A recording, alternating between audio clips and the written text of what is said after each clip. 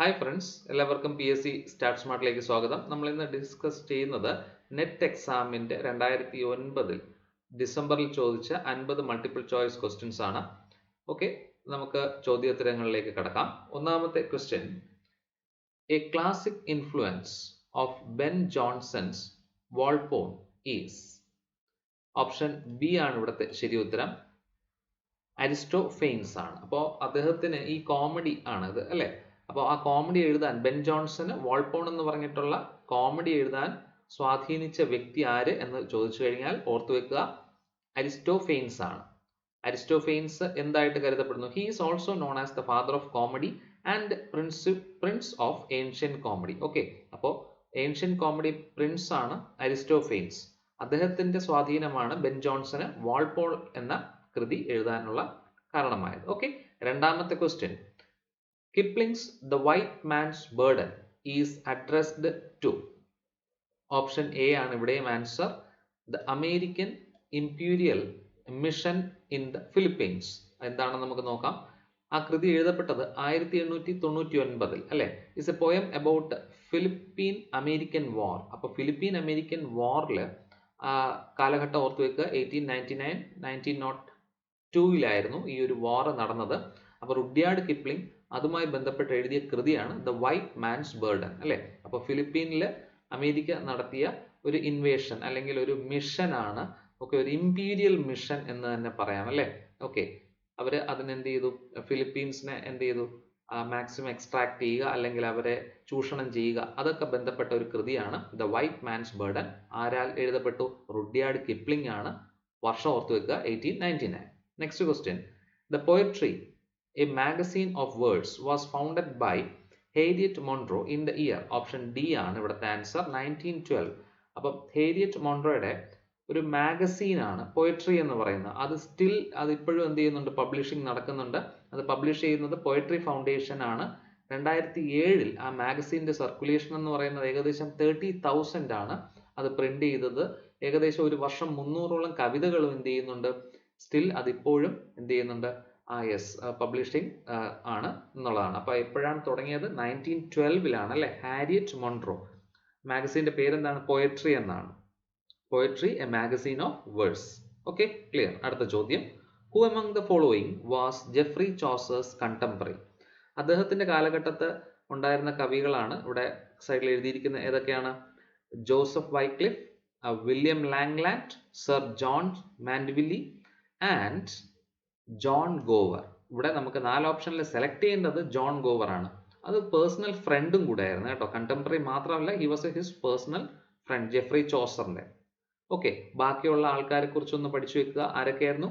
John Wycliffe, William Langland, sir John Mandeville. Okay, moving to the next question: which of the following is not written by Walter Scott. Walter Scott എഴുതാത്തത് ഏതാണ്? അല്ലെങ്കിൽ അദ്ദേഹത്തിന്റെ കൃതി അല്ലാത്തത്? ശരി ഉത്തരം the English mail coach എന്ന് പറയുന്ന കൃതിയാണ്. അത് തോമസ് ഡിക്കൻസിയുടെ ആണ്. 1849 എഴുതപ്പെട്ടു. 3 പാർട്ടുണ്ട് അല്ലെ, ഡിവൈഡഡ് ഇൻറ്റു 3. ഏതൊക്കെയാണ് ആ പാർട്ടുകൾ എന്നുള്ളതും കൂടെ ഓർത്തു വെക്കുക.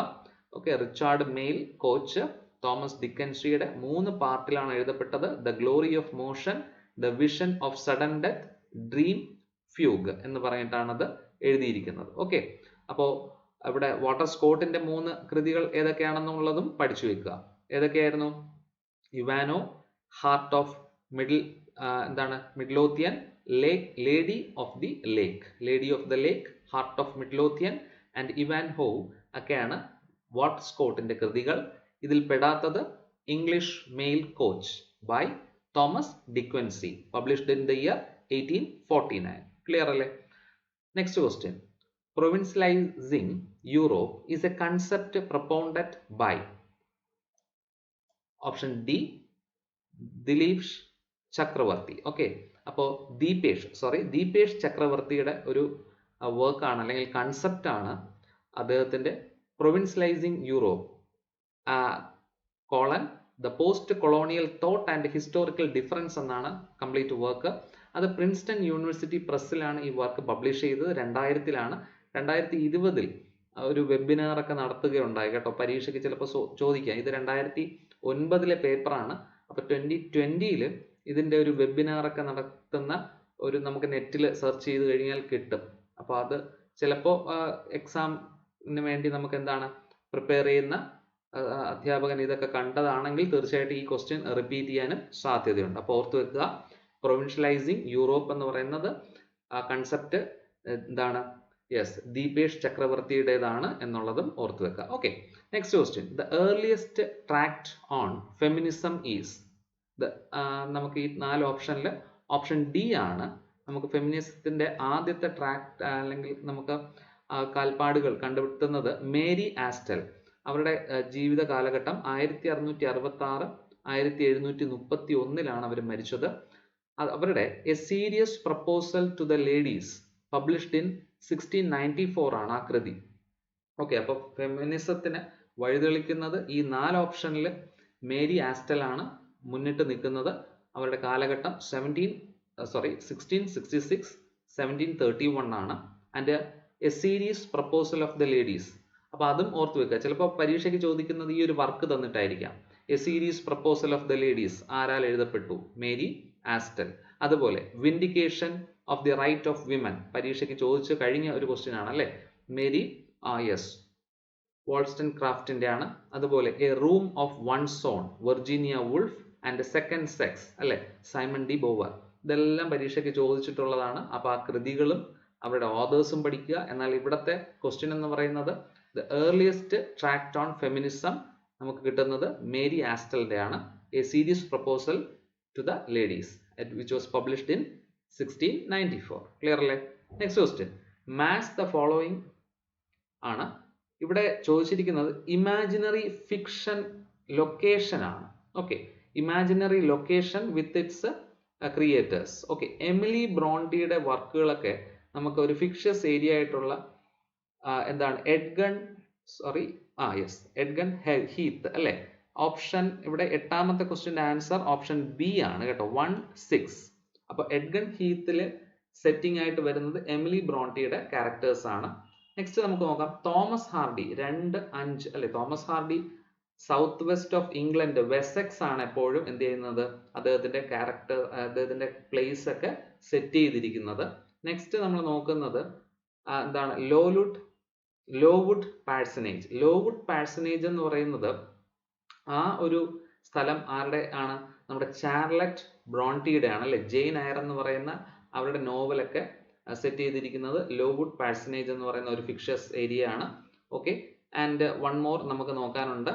ചാൾസ് ഡിക്കൻസിന്റെ ഹാർഡ് ടൈംസ് ഒക്കെ എടുത്തിരിക്കുന്നത് കോക്ക് ടൗണിലാണ്. 1854 ചാൾസ് ഡിക്കന്റെ ഹാർഡ് ടൈംസ് പബ്ലിഷ് ചെയ്തത്. അതിന്റെ സെറ്റിംഗ് എന്ന് പറയുന്നത് കോക്ക് ടൗൺ. അപ്പോൾ ഓർത്ത് വെക്കുക ഒന്നും കൂടെ, എമിലി ബ്രോണ്ടിയുടെ എഡ്ഗൺ ഹീത്ത് അല്ലെ, എഗ്ഡൻ ഹീത്തിലാണ്. അതുപോലെ തോമസ് ഹാർഡിയുടെ വെസെക്സ് ആണ്. അതുപോലെ ചാൾസ് ഡിക്കൻസിന്റെ കോക്ക് ടൗൺ, ചാർലറ്റ് ബ്രോണ്ടിയുടെ Lowood parsonage. Okay, next question. Which Chaucerian text parodies Dante's divine comedy? അപ്പോൾ ഡാന്റയുടെ ഡിവൈൻ കോമഡിയുടെ പാരഡി ആയിട്ട് ചോസർ ഇറക്കിയ വർക്ക് ഏതെന്നാണ് ചോദിച്ചിരിക്കുന്നത്. ദ ഹൗസ് ഓഫ് ഫെയിം ആണ്. Okay, middle English poem by Geoffrey Chaucer, probably written between 1379 1380 ആ വർക്ക് എഴുതിയത്. അപ്പോൾ ഓർത്ത് വെക്കുക, ഡാന്റയുടെ ഡിവൈൻ കോമഡിയുടെ പാരഡി ആയിട്ട് ചോസർ എഴുതിയ വർക്കാണ് the house of fame. Clear അല്ലേ? Next, essay of Elia was published in, option B ആണ് ഇവിടുത്തെ ശരി ഉത്തരം, 1823 the essay of Elia publish ചെയ്തത്. ഇത് എസ്സേ കളക്ഷൻ ആണ്. ചാൾസ് ലാംബിന്റെ ഒരു എസ്സേ കളക്ഷൻ ആണ് which was published in 1823, essay of Elia by Charles Lamb. 3 കാര്യങ്ങൾ നമുക്ക് അവിടെ പഠിക്കണം. ആ എസ്സേ ഓഫ് കളക്ഷന്റെ പേര് എസ്സേ ഓഫ് ഏലിയ ആണ്. അത് ചാൾസ് ലാംബിന്റെ ആണ് എസ്സേ കളക്ഷൻസ്. അത് പബ്ലിഷ് ചെയ്ത വർഷം 1823. Next question. Which of the following is an example of homosexual fiction? Answer option A, A well of loneliness. Author Radcliffe Hall ആണ്. പബ്ലിഷ് ചെയ്തത് 1928 ഓർക്കുക. Okay, next question. W.B. Yeats' Easter 1916 is a poem describing the poet's tone emotion regarding the Easter rising. അയർലാൻഡിലുണ്ടായ ഒരു പ്രക്ഷോഭം, ബ്രിട്ടീഷുകാർക്കെതിരെ ഉണ്ടായ പ്രക്ഷോഭം, അതിൽ ബ്രിട്ടീഷുകാർ എന്ത് ചെയ്യുന്നു, എന്താണ് ഈസ്റ്റർ 1916 നടന്നത്, ആ പ്രക്ഷോഭത്തിലെ ലീഡേഴ്സിനെയൊക്കെ കൊല്ലുന്നു. അപ്പൊ അത് കണ്ടിട്ട് WB യീറ്റ്സ് എഴുതിയ ഒരു കവിതയാണ് അല്ലെ, a response to a major political uprising. വളരെ സിമ്പിൾ ആയിട്ട് നമുക്ക് ഓർത്തിരിക്കുമല്ലോ. അപ്പൊ ഈസ്റ്റർ കലാപം ഓർത്താൽ മതി, അപ്പൊ തന്നെ നമുക്ക് മനസ്സിലാവും അതൊരു പൊളിറ്റിക്കൽ അപ്രൈസിംഗ് ആണ് അല്ലെ, അയർലാൻഡിൽ നടന്നു. കാരണം WB യീറ്റ്സ് ഐറിഷ് ആണ് എന്നുള്ളത് നമുക്കറിയാം, against the British rule. Okay, അത് നമുക്ക് പെട്ടെന്ന് തന്നെ ഓർത്തിരിക്കും. Next question, William Empson's 7 times of ambiguity is. Option D ആണ് an analysis of poetical ambivalence. ഈ work 7 times of ambiguity publish ചെയ്ത വർഷം ഓർത്ത് വെക്കുക, 1930 ആണ്. One of the most influential critical works of 20th century. കൂടാതെ and a key foundation work in the formation of new criticism school. അപ്പോൾ William എപ്സന്റെ 7 types of ambiguity എന്ത് ആയിട്ട് മാറി? Key foundation for the formation of new criticism school. അതുകൊണ്ട് തീർച്ചയായിട്ടും ഈ question വളരെ important ആണ്, ഓർത്തു വെക്കുക. ഓക്കെ, അത് പബ്ലിഷ് ചെയ്ത വർഷവും ഓർത്തു വെക്കുക, 1930 ആണ്. ക്ലിയർ അല്ലേ? അടുത്ത ചോദ്യം, who among the following is associated with ideologies of utilitarianism? Okay, ഇവിടെ തന്നിരിക്കുന്നതിൽ JS മിൽ ആണ് ഐഡിയോളജീസ് ഓഫ് യൂട്ടിലിറ്റേറിയനിസവുമായിട്ട് അസോസിയേറ്റ് ചെയ്തിരിക്കുന്നത്. നമുക്ക് ഒരു ക്വസ്റ്റ്യനും കൂടെ പഠിക്കാം. Jeremy Bentham was a philosopher, economist, jurist and legal reformer and the founder of modern utilitarianism. അപ്പോൾ മോഡേൺ യൂട്ടിലിറ്റേറിയനിസവുമായി ബന്ധപ്പെട്ട വ്യക്തി ജെർമി ബെൻതമാണ്. ഓക്കെ, ഐഡിയോളജീസ് ഓഫ് യൂട്ടിലിറ്റേറിയനിസം ആദ്യം അത് ഫോം ചെയ്തത് JS മിൽ ആണ് എന്നുള്ളതും ഓർത്തു വെക്കുക. Okay, next question, the condition of England literature refers to. ഇവിടെ ഓപ്ഷൻ സി ആണ് ശരി ഉത്തരം. The literature of England depicting the vulnerability of labour classes. Okay, also known as industrial novel. ഈ നോവൽ അറിയപ്പെടുന്നത് ഇൻഡസ്ട്രിയൽ നോവൽ എന്നും social problem novels എന്നും അറിയപ്പെടുന്നു. കാരണം ഇത് വിക്ടോറിയൻ ഇംഗ്ലണ്ടിലെ ഇൻഡസ്ട്രിയലൈസേഷനുമായി ബന്ധപ്പെട്ട വരുന്നൊരു വർക്കാണ് എന്നുള്ളത് ഓർത്തു വെക്കുക. അപ്പൊ ആ കാലഘട്ടത്തിലെ ലിറ്ററേച്ചർ അറിയപ്പെട്ടിരുന്ന ആണ് industrial novels or conditions of England. Okay, ഇതിൽ കൂടുതലും ഡിപ്പിക്റ്റ് ചെയ്യുന്നത് ലേബേഴ്സിന്റെ വൾണറബിലിറ്റി ആണ് എന്നുള്ളതും ലേബർ ക്ലാസിന്റെ. Okay, next question, Philip Sidney wrote an apology for poetry is immediate response to. Okay, അത് Stephen Gosson's the school of അബ്യൂസുമായി ബന്ധപ്പെട്ട എന്ത് ചെയ്യുന്നു, ഒരു ഇമ്മീഡിയറ്റ് ആയിട്ടൊരു apology, an apology for poetry, immediate response. ഏതിന് റെസ്പോൺസ് ആയിട്ടാണ് an apology for poetry Philip Sidney എഴുതിയത് എന്നുള്ള ചോദ്യത്തിന് ഉത്തരമായിട്ട് പഠിച്ചു വയ്ക്കുക. സ്റ്റീഫൻ ഗോസന്റെ the school of abuse. Okay, ഇനി an apology for poetry is also known as the defence poesy. Okay, ഇതൊരു literary criticism work of literary criticism ആണ്. Okay, published in 1595 Philip Sidney ഇത് പബ്ലിഷ് ചെയ്തത്. ഓക്കെ, അപ്പോൾ Stephen ഗോസോന്റെ a school of അബ്യൂസസിന്റെ ഒരു literary criticism ആയിട്ടാണ് വന്നത് defence of poesy or an apology for poetry. Clear? Next, silence the court is in session is a Marathi play translated into English. Okay, ആരുടെയാണിത്? വിജയ് ടെണ്ടുൽക്കറിന്റെ ആണ് അല്ലെ. അദ്ദേഹത്തിന്റെ ജന്മം, ജനിച്ച വർഷം ഓർത്തു വെക്കുക, 1928, 2007 അദ്ദേഹം മരിക്കുന്നത്. 1928 he was born. Padma Bhushan is awarded with in the year 1984. Sangeetha Nataka academy award in 1999 and National Film Award for Best Screenplay in 1977. Okay, അപ്പോൾ അദ്ദേഹം ഒരു മറാത്തി റൈറ്റർ ആണ്. അദ്ദേഹത്തിന്റെ ആ വർക്ക് ഇംഗ്ലീഷിലേക്ക് ട്രാൻസ്ലേറ്റ് ചെയ്യപ്പെട്ടു. ആ വർക്കിന്റെ പേരാണ് silence the court is in session എന്ന് പറയുന്നത്. Okay, next, arrange the following in the ascending order in terms of size. വളരെ ഈസി ആയിട്ട് നമുക്ക് ആൻസർ കിട്ടുന്നതാണ്. ഇവിടെ നമുക്ക് നോക്കാം, എപ്പിഗ്രാഫ്, അത് കഴിഞ്ഞിട്ട് വരുന്നത് സ്റ്റാൻസ. എപ്പിഗ്രാഫ് എന്ന് പറയുമ്പോൾ ഷോർട്ട് സേയിങ് ആണ് അല്ലെ. യെസ്, 2 3 4 1. നമുക്ക് നോക്കാം, എപ്പിഗ്രാഫ് എന്ന് പറയുമ്പോൾ ഷോർട്ട് സേയിങ് ആണ്. സ്റ്റാൻസ എന്ന് പറയുമ്പോൾ division of poem consisting of 2 or more line. അത് കഴിഞ്ഞിട്ട് സോണറ്റ് 14 ലൈൻസ്, പിന്നെ എപ്പിക് അത് വളരെ വലിയൊരു നറേറ്റീവ് പോയംസ് ആണ് എപ്പിക്സ് എന്ന് പറയുന്നത്. ഓക്കെ, അപ്പോൾ അത് ക്ലിയർ ആണല്ലോ. സിമ്പിൾ ആയിട്ടാണ് നമുക്ക് ആൻസർ കിട്ടും. Fail I alone in the words and deeds. Why all men strive and who succeed? These lines are from, okay, the last ride together. Okay, അപ്പോൾ ഇത് നമ്മുടെ റോബർട്ട് ബ്രൗണിങ്ങിന്റെ മോസ്റ്റ് നോട്ടബിൾ ഡ്രമാറ്റിക് മോണലോഗ് ആണ്. Robert ബ്രൗണിങ്ങിന്റെ കാലഘട്ടം ഓർത്തു വെക്കുക, 1812 to 1889, first published in 1855. അദ്ദേഹത്തിന്റെ മെൻ ആൻഡ് വിമൻ എന്ന് പറയുന്ന ബുക്കിൽ ആദ്യമായിട്ടാണ് ഈ കവിത പബ്ലിഷ് ചെയ്ത് വെച്ചത്, ദ ലാസ്റ്റ് റൈഡ് ടുഗദർ അല്ലെ. ഇത് ശരിക്കും ഒരു ലവർ ബിലവഡ് റിലേഷൻഷിപ്പിൽ വരുന്ന അവർ അവസാനം പിരിയുമ്പോൾ ഉണ്ടാവുന്ന ചില സന്ദർഭങ്ങളുമായി ബന്ധപ്പെട്ട കവിതയാണ്. ഓക്കെ, അവിടെ ആ വരുന്ന വരികളാണ് fail I alone in the word or and deeds, why all men strive and who succeeds എന്നൊക്കെ പറഞ്ഞിട്ട് വരുന്ന വരികൾ. ദ ലാസ്റ്റ് റൈഡ് ടുഗദർ ആരുടെ വർക്കാണ്? റോബർട്ട് ബ്രൗണിങ്ങിന്റെ ആണ്. അത് പബ്ലിഷ് ചെയ്ത വർഷം 1855 ആണ്. അത് ഏത് കളക്ഷനിലാണ് പബ്ലിഷ് ചെയ്തത്? മെൻ ആൻഡ് വിമൺ എന്ന് പറയുന്ന ബുക്കിലാണ് ആദ്യമായിട്ട് അത് വന്നത്. Okay, going to the next question. Doctor Johnson's The Vanity of Human Wishes Express. Option D, Cynicism. Okay, Vanity of Human Wishes was published in 1749. A speculation of emptiness of worldly pursuits. അതുകൊണ്ട് തന്നെയാണ് ഇത് സിനിസിസവുമായിട്ട് connect ചെയ്തിട്ട്. Cynicism എന്ന് പറയുന്നത് is an attitude of suspicion where you believe the future is bleak. അതായത് ഒരു പെസമിസ്റ്റ് ആയിട്ടുള്ള view ഉള്ള ഒരു ഇതാണ് സിനിസിസം എന്ന് പറയുന്നത് അല്ലെ. ഫ്യൂച്ചർ ഒന്നും ബ്രൈറ്റ് അല്ല എന്ന് ചിന്തിക്കുകയും അതുമായി ബന്ധപ്പെട്ടതാണ് ഡോക്ടർ ജോൺസന്റെ the vanity of human wishes. വളരെ അംബീഷ്യസ് ആയിട്ടുള്ള ഒരു കാര്യങ്ങളൊക്കെയാണ് എന്ത് ചെയ്യുന്നത്, അദ്ദേഹം ആ ഒരു വർക്കിൽ അദ്ദേഹം എഴുതുന്നത്. Okay, next. The trivial comedy for serious people was the subtitle of. Option D ആണ് ഇവിടുത്തെ answer, the importance of being Earnest. Is a play by Oscar Wilde. Okay, it was first performed in 1895 and is a farcical comedy. Okay, അപ്പോൾ trivial comedy for serious people അതിന്റെ subtitle ആണ് the importance of being Earnest. ഇത് ആരുടെ വർക്കാണ്? Oscar വൈൽഡിന്റെ വർക്കാണ്. അത് publish ചെയ്ത വർഷം ഓർത്ത് വെക്കുക 1895 ആണ് എന്നുള്ളത്. Next question. Which famous elegy closes with the following lines?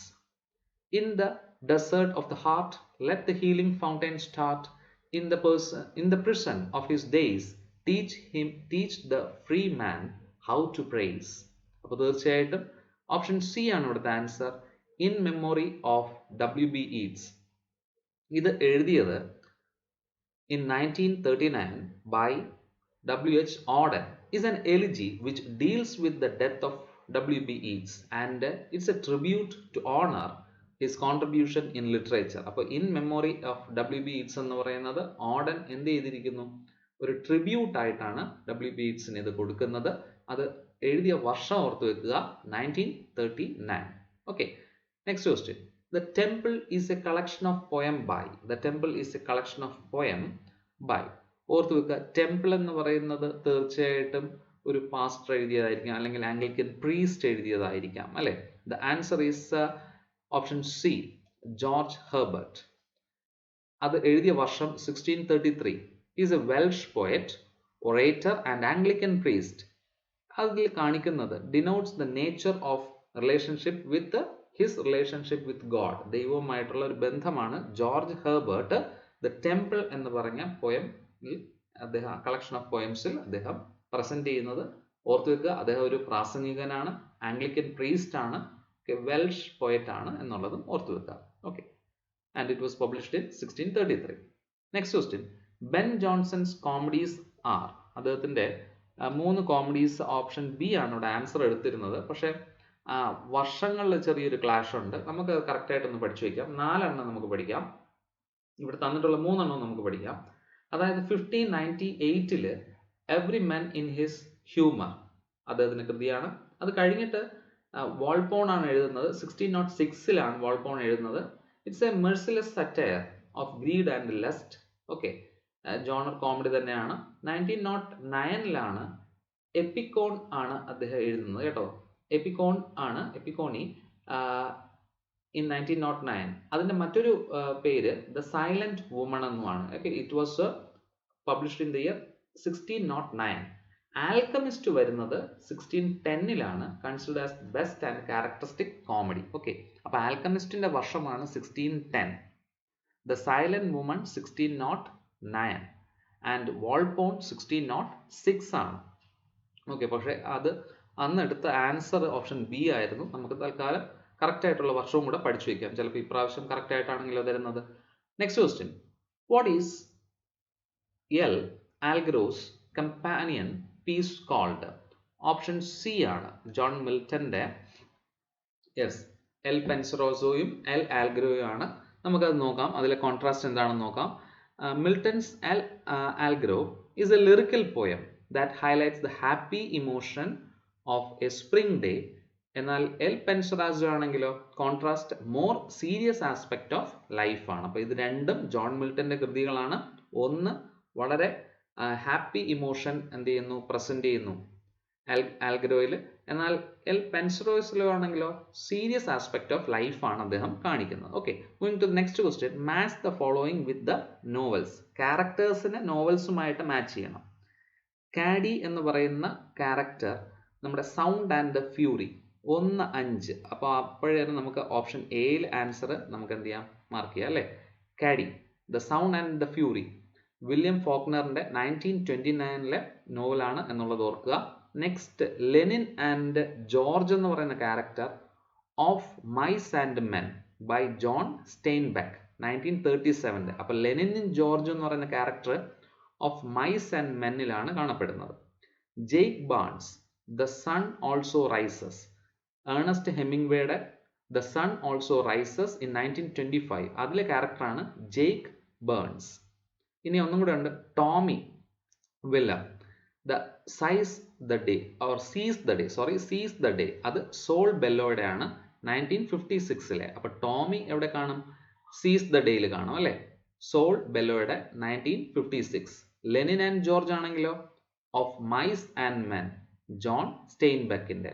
കേഡി ആണെങ്കിൽ the sound and the fury, Jake Barnes ആണെങ്കിൽ sun also rises. Okay, Ernest ഹെമിംഗ്വേയുടെ. അതൊന്ന് പഠിച്ചു വയ്ക്കുക. ക്യാരക്ടേഴ്സും നോവൽസും അതിൻ്റെ ഓതേഴ്സും അതിൻ്റെ വർഷവും ഉണ്ട്, തീർച്ചയായിട്ടും ഇത് പഠിച്ച് വെക്കണം കേട്ടോ, ഇമ്പോർട്ടൻ്റ് ആണ്. Who among the following writers belonged to the American beat movement? Important ആണ്. ഈ ബീറ്റ് മൂവ്മെന്റ് എന്ന് പറയുന്ന അല്ലെങ്കിൽ ബീറ്റ് ജനറേഷൻ എന്ന് പറയുന്ന ടേം കോയിൻ ചെയ്തത് ആദ്യം നമുക്ക് അതൊന്ന് പഠിക്കാം. ജാക്ക് എന്താണ് കെറോസ് ആണ്. Okay, is a group of authors who influenced American culture in post World War II. രണ്ടാം ലോക മഹായുദ്ധ സമയത്ത് അമേരിക്കൻ കൾച്ചറിനെ ഇൻഫ്ലുവൻസ് ചെയ്ത ഒരു ഗ്രൂപ്പ് ഓഫ് ലിറ്റററി എന്താണ് റൈറ്റേഴ്സ് ആണ് ബീറ്റ് ജനറേഷൻ എന്നറിയപ്പെടുന്നത്. ഓക്കെ, അതിൽ വരുന്നതാണ് അലൻ ഗിൻസ്ബർഗ്. ഓക്കെ, അപ്പോൾ who among the following writers belong to American beat movement ചോദിച്ചു കഴിഞ്ഞാൽ ഓർത്തു വെക്കുക അലൻ ഗിൻസ്ബർഗ് ആണ്. അദ്ദേഹത്തിന്റെ വർക്കും ഒന്ന് ഓർത്തു വെക്കുക, ഹൗൾ ആൻഡ് അതർ പോയംസ്. ഇനി അപ്പോൾ നമ്മൾ വേൾഡ് വാർ 2-ന്റെ കാര്യം നമ്മൾ പഠിച്ചു, ബീറ്റ് ജനറേഷൻ. ഇനി നമ്മൾ വേൾഡ് വാർ 1-ന്റെ ഫസ്റ്റ് വേൾഡ് വാറിന്റെ കാര്യം പഠിക്കുകയാണ്. അവിടെയാണ് ലോസ്റ്റ് ജനറേഷൻ എന്ന് പറഞ്ഞിട്ടുള്ള കാര്യങ്ങൾ നമ്മൾ പഠിച്ചു വെക്കേണ്ടത്. അപ്പോൾ ഈ രണ്ട് ക്വസ്റ്റ്യനും, ഒന്ന് 27ാമത്തെ ക്വസ്റ്റ്യൻ വേൾഡ് വാർ 2-നെ കുറിച്ചാണെങ്കിൽ 28ാമത്തെ ക്വസ്റ്റ്യൻ വേൾഡ് വാർ 1-നെ കുറിച്ചാണ്. എന്താണെന്ന് നമുക്ക് നോക്കാം. The lost generation is a name applied to the dissolution intellectual and aesthetical aesthetics of the year following the First World War. Who called the term the lost generation? Answer option D. Gertrude Stein ആണ് lost generation എന്ന് പറഞ്ഞ term കൊണ്ടുവന്നത്. നമ്മൾ പഠിച്ചു beat generation എന്ന term Jack Kerouac ആണ്. ഇവിടെ lost generation Gertrude Stein ആണ്. The term popularized by Ernest Hemingway. അദ്ദേഹത്തിന്റെ നമ്മൾ തൊട്ട് മുന്നേ പഠിച്ചു അല്ലേ, ഏണസ്റ്റ് ഹെമിംഗ്വേയുടെ ദ സൺ ഓൾസോ റൈസസ് എന്ന് പറഞ്ഞ വർക്കിലാണ് ഈ ലോസ്റ്റ് ജനറേഷൻ എന്ന ടേം പോപ്പുലറൈസ് ചെയ്യുന്നത്. പക്ഷേ ഇതിന്റെ ക്രെഡിറ്റ് വരുന്നത് ഗെർട്രൂഡ് സ്റ്റെയിൻ ആണ്. കാരണം അദ്ദേഹമാണ് നമ്മുടെ ഏണസ്റ്റ് ഹെമിംഗ്വേയുടെ മെന്ററും പാട്രൺ എന്നൊക്കെ അറിയപ്പെടുന്നത്. ഓക്കെ, ക്ലിയർ അല്ലേ? നെക്സ്റ്റ് വളരെ ഈസി ആയിട്ടുള്ള ഒരു ചോദ്യം, ഹൈപ്പർബോൾ എന്ന് പറയുന്നത് നമുക്കറിയാം. ഹൈപ്പർബോൾ എന്ന് പറയുന്നത് എക്സാജറേഷൻ ആണ് അല്ലേ, എക്സ്ട്രാവാഗന്റ് എക്സാജറേഷൻ ആണ്. നമ്മൾ പെട്ടെന്ന് തന്നെ ഓപ്ഷൻ എയിലോട്ട് പോകരുത്, കാരണം അതൊരു ഫിഗർ ഓഫ് സ്പീച്ചും ആണ്. അപ്പോൾ ഓപ്ഷൻ ബി ആണ് ഇവിടുത്തെ ആൻസർ. ഓക്കെ, ഫോർ എക്സാമ്പിൾസ് ഞാൻ 1-2 എക്സാമ്പിൾസ് ഇവിടെ എഴുതിയിട്ടുണ്ട്. I am so hungry, I could eat a horse അല്ലെ, ഇംഗ്ലീഷിൽ അങ്ങനെ പറയും. നമ്മൾ എന്താണ് പറയുന്നത്, നമുക്ക് ഒരു ആനയെ കഴിക്കാനുള്ള വിശപ്പുണ്ട് എന്നൊക്കെ പറയുന്നത് ഹൈപ്പർബോൾ ആണെന്നുള്ളത് ഓർക്കുക. I have seen these movies 100 times അല്ലെ, നമ്മൾ 1-2 അല്ലെങ്കിൽ ഒരു 5-6 പ്രാവശ്യം കണ്ടിട്ടുണ്ടാവും, പക്ഷെ നമ്മൾ എക്സാജറേറ്റ് ചെയ്ത് പറയുമ്പോൾ 100 ടൈംസ് എന്ന് പറയും. മറ്റൊരു ശൈലി, it cost an arm and a leg. ഇപ്പൊ ഞാനൊരു കാർ എടുക്കാൻ പോകുന്നു, it should not cost an arm and a leg എന്ന് പറയുന്നത് എന്താണ്, it should not be too expensive എന്ന് ഉദ്ദേശിക്കുന്നതാണ് അല്ലേ. ക്ലിയർ അല്ലേ? Next question, imagined communities is a concept by. Okay, imagined communities എന്ന് പറയുന്നത് ആ കൺസെപ്റ്റ് പ്രൊപ്പൗണ്ട് ചെയ്തിരിക്കുന്നത് ആര് എന്ന് ചോദിച്ചു കഴിഞ്ഞാൽ ഓപ്ഷൻ എ ആണ്. ഓക്കെ, ബെൻഡിറ്റ് ആൻഡേഴ്സ് ആണ്. Okay, Anderson. ഇത് അതിന്റെ കറക്റ്റ് എന്ന് പറയുന്നത് imagined communities colon reflect on the origin and spread of nationalism. It was a book in the year 1983 to analyse nationalism. Okay, ഇദ്ദേഹം ഈ ആൻഡേഴ്സൺ എന്ന് പറയുന്നത് ആംഗ്ലോ ഐറിഷ് പൊളിറ്റിക്കൽ സയന്റിസ്റ്റ് ആണ് and historian who lived and taught in US, united സ്റ്റേറ്റ്സിലാണ് അദ്ദേഹം പഠിപ്പിച്ചതും ജീവിച്ചതും ഒക്കെ. എന്നാൽ ഒരു ആംഗ്ലോ ഐറിഷ് ആണ്, പൊളിറ്റിക്കൽ സയന്റിസ്റ്റ് ആണ്. അപ്പോൾ ഈ ഇമാജിൻഡ് കമ്മ്യൂണിറ്റീസ് എന്ന് പറയുമ്പോൾ തന്നെ നമുക്ക് ആ കൺസെപ്റ്റ് എന്താണ്, തീർച്ചയായിട്ടും പൊളിറ്റിക്സുമായി റിലേറ്റഡ് ആണ്. ഓക്കെ, അദ്ദേഹം അതിൽ പറയുന്നത് ഈ ഒരു കൺസെപ്റ്റ് എന്ന് പറയുന്നത് നമ്മൾ തൊട്ട അടുത്ത അയൽവാസിയെ ഒന്നും നമ്മൾ എന്ത് ചെയ്യുന്നില്ല, സ്നേഹിക്കുന്നില്ല, അല്ലെങ്കിൽ അത്രയും നമ്മൾ കൺസിഡർ ചെയ്യുന്നില്ല. എന്നാൽ ദേശസ്നേഹം എന്ന് പറഞ്ഞിട്ട് ഒരു പ്രത്യേക ഒരു ഇമാജിൻഡ് കൺസെപ്റ്റ് നമ്മളിലുണ്ട് അല്ലെ. നമ്മൾ അതിനു വേണ്ടി യുദ്ധത്തിന് പോകും, എന്ത് വേണോ ചെയ്യും, പക്ഷെ അയൽക്കാരെയോ തൊട്ടടുത്ത ആൾക്കാരെയോ നമ്മൾ എന്ത് ചെയ്യുന്നില്ല, സ്നേഹിക്കുന്നില്ല. അപ്പൊ ആ ഒരു കൺസെപ്റ്റാണ് നമ്മുടെ ബെൻഡിറ്റ് ആൻഡേഴ്സൺ 1983 അദ്ദേഹം എന്ത് ചെയ്യുന്നത്, അതിനെക്കുറിച്ച് പറയുന്നത്. ഓക്കെ, തീർച്ചയായിട്ടും സമയം ഉണ്ടെങ്കിൽ അതൊന്ന് നെറ്റിൽ കയറി എന്താണ് ഇതിനെക്കുറിച്ചൊന്ന് ഡീറ്റെയിൽഡ് ആയിട്ടൊന്ന് പഠിച്ചു നോക്കുക. Okay, next question, the new historicist includes. അപ്പോൾ ഈ തന്നിട്ടുള്ളതിൽ ഓപ്ഷൻ സി ആണ്, Greenblatt, Montrose and Goldberg ആണ് ന്യൂ ഹിസ്റ്റോറിസിസ്റ്റ് ഇൻക്ലൂഡ് ചെയ്യപ്പെടുന്നത്. എന്താണ് നമുക്ക് ആ ഒരു കൺസെപ്റ്റ് എന്ന് നോക്കാം. Is a school of literary theory first developed in 1980. അപ്പോൾ ആ ഒരു സ്കൂള് 1980 അത് ഡെവലപ്പ് ചെയ്തു. ഇതിൽ ലിറ്ററേച്ചർ എങ്ങനെ പഠിക്കണമെന്നാണ് അല്ലെങ്കിൽ ഇന്റർപ്രറ്റ് ചെയ്യണമെന്നാണ് ഇവരുടെ ഒരു concept. The text of both history of author and history of critic. ഇവിടെ ഓതറും ക്രിട്ടിക്കും പറയുന്ന എന്താണോ ആ കൺസെപ്റ്റിലായിരിക്കണം ലിറ്ററേച്ചർ സ്റ്റഡി ചെയ്യേണ്ടതെന്നാണ് ന്യൂ ഹിസ്റ്റോറിസിസ്റ്റ് എന്ത് ചെയ്യുന്നത്, പറയുന്നത്. അപ്പോൾ അവരുടെ സ്കൂൾ ആരംഭിച്ചത് അല്ലെ, ആ ഒരു കൺസെപ്റ്റ് ആരംഭിച്ചത് 1980 എന്നുള്ളതും ഓർത്തു വെക്കുക. ഗ്രീൻ ബ്ലാക്ക്, അതുപോലെ മോൺട്രോസ് ആൻഡ് ഗോൾഡ്ബർഗ് ആണ് ഈ ഇൻക്ലൂഡ് ചെയ്യുന്ന ആൾക്കാർ. Okay, next question, Wallace Stevens the man with the blue guitar may be linked to the work of the following artist. Picasso ആണ് കേട്ടോ. പിക്കാസോയുടെ വർക്കായിട്ടുള്ള അല്ലെങ്കിൽ പെയിന്റിംഗ് ആയിട്ടുള്ള ദ ഓൾഡ് ഗിറ്റാറിസ്റ്റ് എന്ന് പറയുന്നത് ഇൻഫ്ലുവൻസ് ചെയ്യപ്പെട്ടു ആരെ, വാലൻ സ്റ്റീവൻസനെ. അദ്ദേഹം അത് കാരണം എന്ത് എഴുതി, the man with blue guitar in 1937. Okay, അത് പബ്ലിഷ് ചെയ്തത് ആ വർഷമാണ്. It is divided into 33 lengthy sections taken from the imaginary conversation. Okay, അപ്പൊ ആ ഒരു ബ്ലൂ ഗിറ്റാറിസ്റ്റ് എന്ന് പറയുന്ന കൃതിയിൽ ആ ഓൾഡ് ഗിറ്റാറിസ്റ്റ് എന്ത് ചെയ്യുന്നു, ഒരു ഇമാജിനറി കോൺവെർസേഷൻ കൊണ്ടുവരുന്നു. അതൊന്ന് നിങ്ങൾക്ക് ടൈം കിട്ടുകയാണെങ്കിൽ തീർച്ചയായിട്ടും നെറ്റിൽ കയറിയിട്ട് ഇത് ഒന്ന് ടൈപ്പ് ചെയ്ത് കഴിഞ്ഞാൽ നമുക്ക് ആ ഒരു പോയം കിട്ടും. ആ പോം എന്ത് ചെയ്യുക, ഒന്ന് കേട്ടു നോക്കുക അല്ലെങ്കിൽ വായിച്ചു നോക്കുക കേട്ടോ. നമുക്ക് വളരെ ഈസി ആയിട്ട് നമുക്ക് മനസ്സിലാവുന്നതാണ്. ഓക്കെ, അപ്പൊ അത് ഓർത്ത് വെക്കുക. വാലൻ സ്റ്റീവൻസൺ ആണ് അദ്ദേഹത്തിനെ ഇൻഫ്ലുവൻസ് ചെയ്തത് പിക്കാസോയുടെ ദ ഓൾഡ് ഗിറ്റാറിസ്റ്റ് എന്ന് പറയുന്ന വർക്കാണ് അല്ലെങ്കിൽ പെയിന്റിംഗ് ആണ്. Next question, the author of gender trouble is. അപ്പൊ gender trouble colon feminism and subversion of identity എന്നാണ് അതിന്റെ full title. Gender trouble colon feminism and subversion of identity in the year 1990. മറ്റാരുമല്ല, Judith Butler ആണ്. Okay, next question, the structural analysis of sign was practised by. Ronald Barthes ആണ് ഓർത്തു വെക്കുക. The structural analysis of sign. Okay, Ronald Barthes, he is a French literary theorist and philosopher. ഓർത്ത് വെക്കുക, he is a French literary theorist and philosopher who practiced the structural analysis of science. Okay, moving to the next question. Which of the following is a spoof of Gothic novel? Gothic novelന്റെ spoof ഏതാണെന്ന് ചോദിച്ചു കഴിഞ്ഞാൽ option B ആണ് നോർത്താങ്കർ ആബി. ആരുടെ വർക്കാണ്? Jain ഓസ്റ്റിന്റെ. Okay, it was published written around in 1799 ആ ഒരു കാലഘട്ടത്തിലാണ് Jain Austin publish ചെയ്തത് നോർത്താങ്കർ ആബി എന്ന് പറയുന്ന നോവൽ. അത് ഏതിന് സ്പൂഫ് ആയിട്ടാണ് വന്നത്? ഗോഥിക് നോവലിന്റെ ഒരു സ്പൂഫ് ആയിട്ടാണ് വന്നത്. Okay, moving to the next question. The mad woman in the attic is a specific reference to. Okay, അപ്പോൾ ഈ mad woman in the attic എന്ന് പറയുന്നത് നമ്മുടെ ജെയിൻ അയർ, ഷാർലറ്റ് ബ്രോണ്ടിയുടെ ജെയിൻ അയർ എന്ന് പറയുന്ന നോവലിലെ ബാർത്ത മാസൺ എന്ന് പറയുന്ന ക്യാരക്ടറിനെ, ഒരു വൈഫാണ് അല്ലെ, ആ വൈഫിനെ ഹസ്ബൻഡ് എന്ത് ചെയ്യുന്നു? ആറ്റിക്കിലിട്ട് പൂട്ടുന്നു. ഓക്കെ, ആ ഒരു കൺസെപ്റ്റിൽ നിന്നാണ് mad woman in the attic എന്ന് പറയുന്നത് വരുന്നത്. അപ്പോൾ ആ പ്ലേ ഓർത്ത് വെക്കുക, ജെയിൻ അയറുടെ ക്യാരക്ടറിന്റെ പേരാണ് Bertha Mason. Okay, Jane Eyre by Charlotte Brontë. Next question.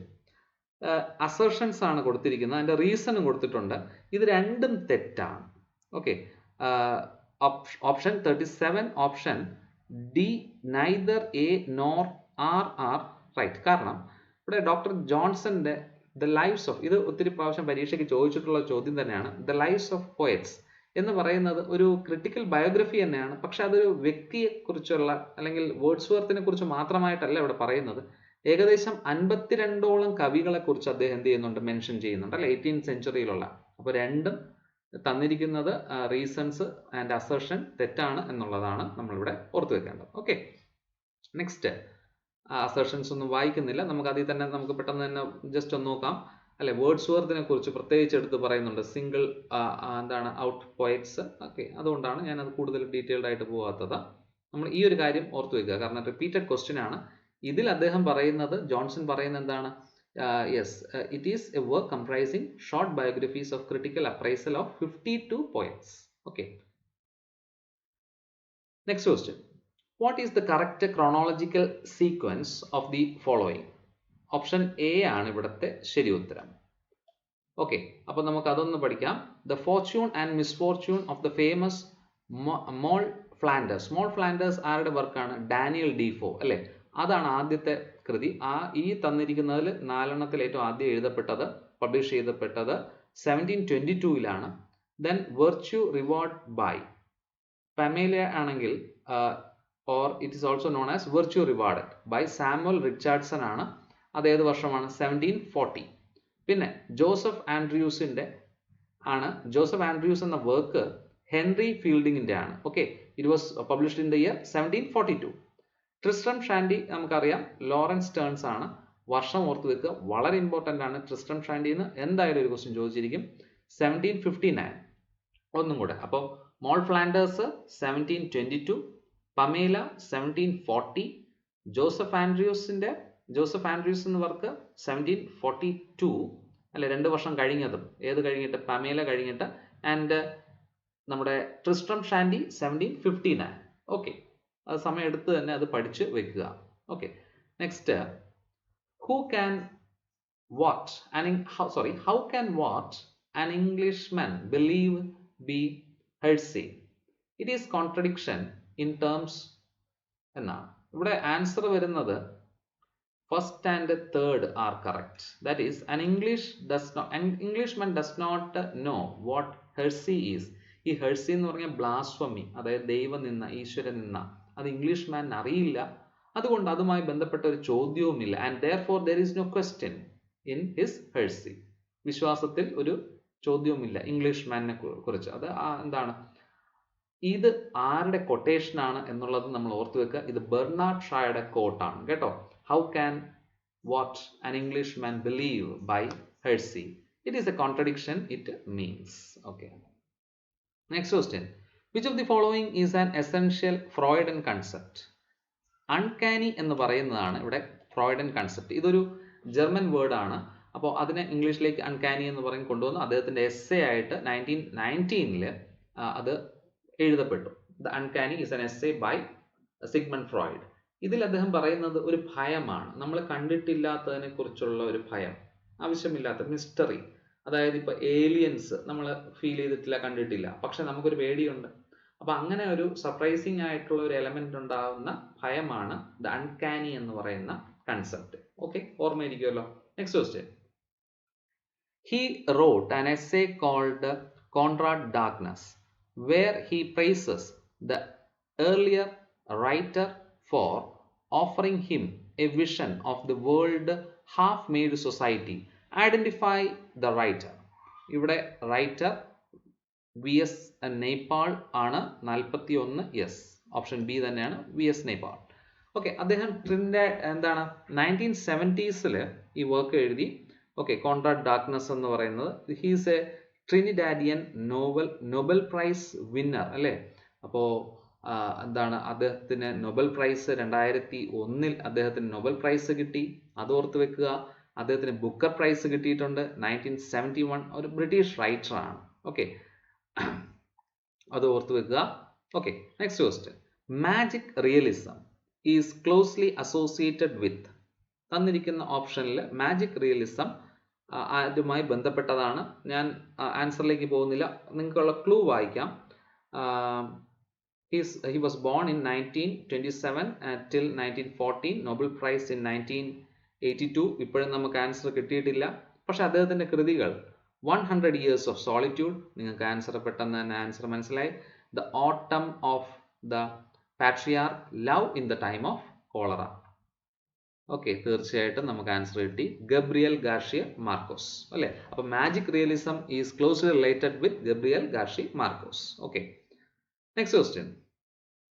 Who among the following combines anthropologies history and fiction? Okay, അപ്പോൾ ഇത് മൂന്നും കമ്പൈൻ ചെയ്യുന്നത് ആര് എന്നുള്ളതാണ്. ഓപ്ഷൻ ബി ആണ്, മുൽക്ക് രാജ് ആനന്ദ് ആണ് ഇവിടുത്തെ ആൻസർ. കൂലി അദ്ദേഹത്തിന്റെ നോട്ടബിൾ വർക്കാണ് കൂലി. അതുപോലെ അൺടച്ചബിൾസ്, അദ്ദേഹത്തിന്റെ അവാർഡ്സ് ഒന്ന് ഓർത്തു വെക്കുക. Sahitya Akademi award in 1971, Padma Bhushan in 1967, international peace prize in 1953. Okay, അപ്പൊ Mulk Raj Anand combines anthropology, history and fiction. Next question. Which of the following is not a partition novel? ഇവിടെ പാർട്ടീഷൻ നോവൽ അല്ലാത്തത് ഏത് എന്ന് ചോദിച്ചു കഴിഞ്ഞാൽ ഇൻ കസ്റ്റഡി, അനിത ദേശായിയുടെ ഇൻ കസ്റ്റഡി എന്ന് പറയുന്ന novel. It is related on Delhi അല്ലെ, സെറ്റിംഗ് ഒക്കെ ഡൽഹിയിലാണ്. ഒരു എന്താണ് ഇന്റർവ്യൂവുമായിട്ട് ബന്ധപ്പെട്ട ഒരു, നിങ്ങളത് വായിച്ചിട്ടുണ്ടെന്ന് തോന്നുന്നു സമ്മറി. ഓക്കെ, വായിച്ചിട്ടില്ലെങ്കിൽ തീർച്ചയായിട്ടും അത് വായിച്ചു നോക്കുക, വായിക്കാതിരിക്കില്ല, തീർച്ചയായിട്ടും അത് വായിച്ചിട്ടുണ്ടാവും.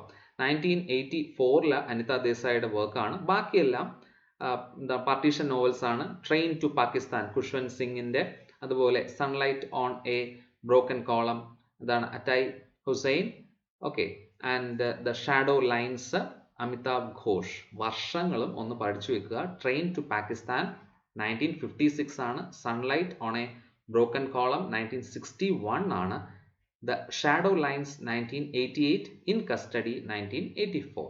Okay, last question. Which of the following option is correct? തന്നിരിക്കുന്നതിൽ ഏതൊക്കെയാണ് കറക്റ്റ് ആയിട്ടുള്ള ഓപ്ഷൻസ്? 1ഉം 4ഉമാണ് കറക്റ്റ് ആയിട്ടുള്ള options. That is transcendentalism was a philosophical and literary movement. അതുപോലെ among the major texts of transcendentalist thought are the essay of Emerson, Thoreau, the Walden and the writings of Margaret Fuller. ബാക്കി വരുന്നത് 5 questions എന്ന് പറയുന്നത് എന്താണ്, ഒരു passage തന്നിട്ട് അതിൽ നിന്നുള്ള ക്വസ്റ്റ്യൻസ് ആണ്. ഓക്കെ, അപ്പോൾ ഇത് നിങ്ങൾക്ക് ഉപകാരപ്പെട്ടു എന്ന് ഞാൻ വിശ്വസിക്കുന്നു. ഇഷ്ടപ്പെട്ടാൽ തീർച്ചയായിട്ടും ചാനൽ സബ്സ്ക്രൈബ് ചെയ്യുക, ലൈക്ക് ചെയ്യുക. Okay, thank you friends.